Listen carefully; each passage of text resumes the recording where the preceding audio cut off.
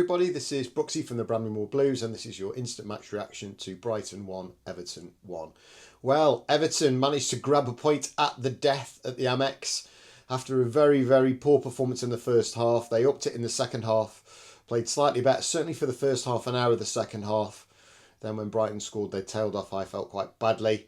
But they huffed and puffed. David Moyes made some decent substitutions, and we managed to grab a point in the 97th minute. Shot from Jake O'Brien was parried out by the goalkeeper, and Beto was on hand to tap it in.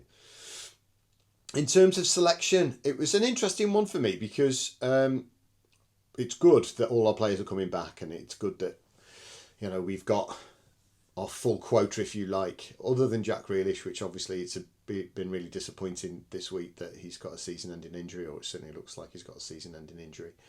But Bramley was back in, Michael Keane was back from suspension, Kieran Dewsbury-Hall was back in, and it was nice to see that he chose Harrison Armstrong as well. I think there's big rumours that he might go back to Preston, but I think there's a big confidence from the manager, the fact that he put him in today.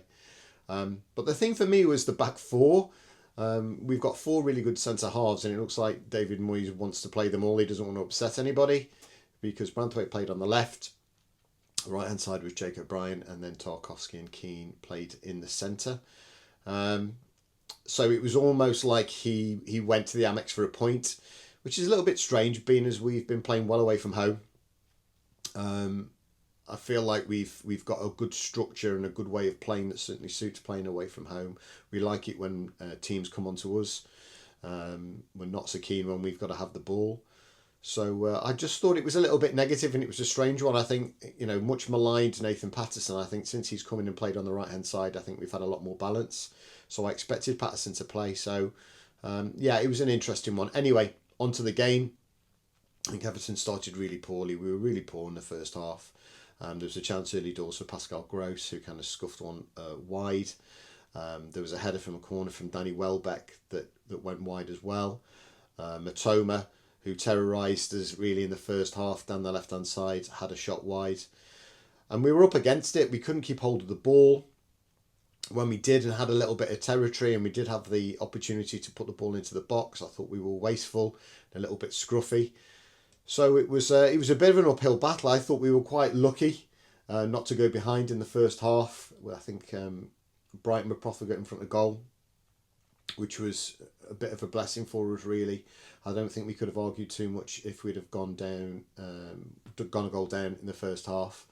The closest Everton came was a ball from the right-hand side that was played in, I think, by James Garner, that Beto couldn't quite get to. Iliman Jai was busy, but ultimately he didn't really get an awful lot of the ball. Everton huffed and puffed in the first half. We were quite combative, but ultimately Brighton really pressed us. Had a lot of the ball, had a lot of the chances. And we really, really struggled. So I was thinking that at half-time we were quite lucky to be at 0-0, and I thought David Moyes might ring the changes. He didn't, but in the second half, what he did do was he pushed us forward. I think we pressed a lot better at the start of the second half, and I couldn't see us getting anything from the game. But once we started to press and put them under pressure, we got the ball back a lot quicker. Kieran Dewsbury-Hall got on the ball a lot more. And there were some good chances. All of a sudden we started to make some chances. The best chance at the start of the second half was Goodwit down the left-hand side. Ball came to Barry, who jinked inside at the edge of the penalty area, crossed it for Kieran Dewsbury-Hall, who was about 8 yards out. Just the goalkeeper to beat, and he hit his shot well enough, but the goalkeeper managed to get his foot to it. He really, really should have scored.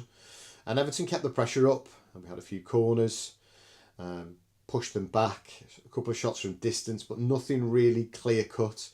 And it was against the run of play when Brighton finally scored. I felt like at the time they did score that we were likely to get the first goal, but it was one of those. Ball was sprayed out to the right-hand side. Some good play in midfield by Brighton. Ball was crossed across to Pascal Gross, who was just on the edge of the penalty area, who swept in a right foot shot past Pickford. And it looked like, for all intents and purposes, we were going to struggle. And it was strange because after the goal, I thought, because we've been playing so well, I thought we might push on. and not get too worried about the fact that we were a goal down, because certainly Brighton had been there for the taking at the start of the second half. However, we didn't. I felt we were quite meek, and I was hoping we'd start to push them back, but unfortunately it didn't happen. What did happen was David Moyes was forced into some changes. Beto came on, Nathan Patterson came on and kind of gave us a bit of balance. Again, going back to what I said at the beginning of the video, I just didn't feel like we had any balance. It was just like we were sitting back and waiting for Brighton to get at us. But as soon as Patterson came on, we did look a little bit more balanced. Timo Rabunen came on, Tyler Diblin came on, and the last few minutes we started to push them back a little bit more.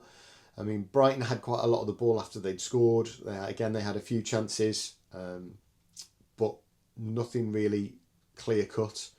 But Everton, what they are is they're nothing but resilient. And we started to get hold of the ball. Beto came on, I think it was about 3 or 4 minutes to go. We started to push up a little bit more. There was a good chance for Michael Keane, a bit of a scramble in the box, but the ball came to him, right-footed shot that was saved well. And then, again, Brighton cleared and it looked like they were going to win the game. It was really deep into injury time. Ball was played in from the right-hand side. The ball got headed out, and I think it was Jake O'Brien who had a shot at the edge of the penalty area. Goalkeeper saved it, popped back out to Beto, and he knocked it in.